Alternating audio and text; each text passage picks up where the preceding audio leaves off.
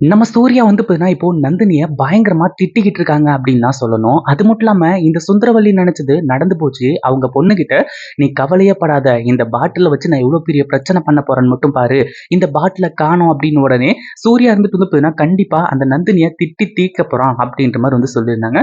அதே மாதிரி வந்து பார்த்தீங்கன்னா, இப்போ நம்ம சூர்யா நந்தினிய பயங்கரமா திட்டுறாங்க. அதுலயும் அவங்க அப்பா இருக்காரு இல்லையா? அருணாச்சல ஐயா.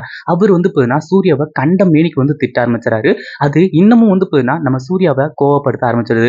ஏன்னா, நந்தினியால தானே இப்போ தன்னோட அப்பா வந்து பார்த்தீங்கன்னா தன்ன திட்டுறாங்க. அப்படின்ற மாரி வந்து சொல்லி, இன்னமும் வந்து பார்த்தீங்கன்னா பயங்கரமான கோவத்திலயும், வெறியிலயும் இருந்துட்டு இருக்காங்க. அதே மாதிரி இப்ப என்னாச்சு அப்படின்னு பார்த்தீங்கன்னா, ஒரு பக்கம் நம்ம சூர்யா இருந்துட்டு பயங்கர வெறியோட சுத்திக்கிட்டு இருக்காரு.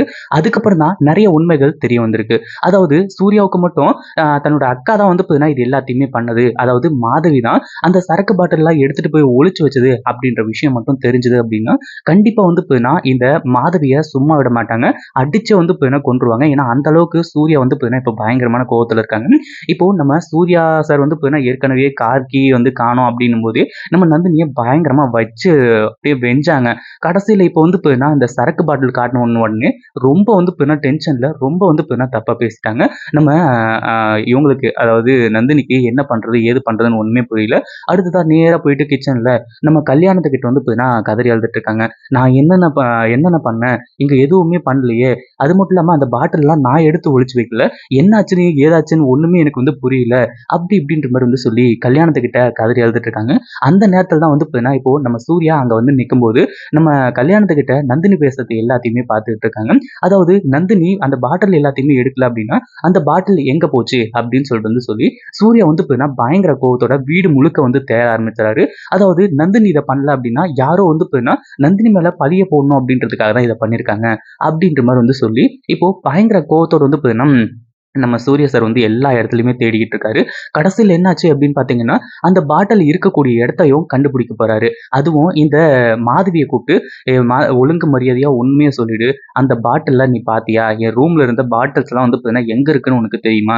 இப்ப மட்டும் நான் தேடி கண்டுபிடிச்சுட்டேன்னு வையேன், கண்டிப்பா வந்து பார்த்தீங்கன்னா, உன்னால வந்து இங்க நிக்க முடியாது." அப்படி இப்படின்ற மாரி வந்து சொல்லி, நம்ம சூர்யா இருந்துட்டு எல்லாருக்குமே ஒரு ரைடு விட ஆரம்பிச்சுறாங்க. ஒரு பக்கம் நம்ம சூர்யா இருந்துட்டு வீடு முழுக்க தேடுறாங்க. கடைசியில மாதவியோட ரூம்குள்ள தான் வந்து பார்த்தீங்கன்னா, அந்த பாட்டில் இருந்திருக்கு. அத பார்த்த உடனே வந்து பார்த்தீங்கன்னா, சூர்யாவுக்கு செம்ம டென்ஷன் ஆக ஆரம்பிச்சிடுது. எவ்ளோ தைரியம் தான் நான் குடிக்கக்கூடிய அந்த பாட்டில நீ எடுத்து ஒளிச்சு வச்சிருப்ப. அதுவும் நந்தினிய நான் திட்டணும் அப்படின்றதுக்காக இவ்ளோ பெரிய வேலைய செஞ்சு வச்சிருக்கியா நீயி? அப்படின்ற மாரி வந்து சொல்லி, பயங்கர கோவத்தோட வந்து பார்த்தீங்கன்னா, இப்போ நம்ம சூர்யா சார் வந்து பார்த்தீங்கன்னா, அங்க எல்லாரையுமே உண்டு இல்லன்னு பண்ணிட்டு இருக்காங்க. அதுலயும் இந்த மாதவிய பல்லார் பல்லார்ன்னு அரைஞ்சு, "இனிமே ஒரு நிமிஷம் கூட நீ இந்த வீட்ல இருக்கக்கூடாது. முதல்ல வீட்ட விட்டு வெளிய போ." அப்படின்ற மாரி தொரத்துறாங்க. ஒரு பக்கம் வந்து பார்த்தீங்கன்னா, நம்ம அருணாச்சலையாவுக்கு என்ன பேசுறது, என்ன பண்றதுன்னு தெரியல.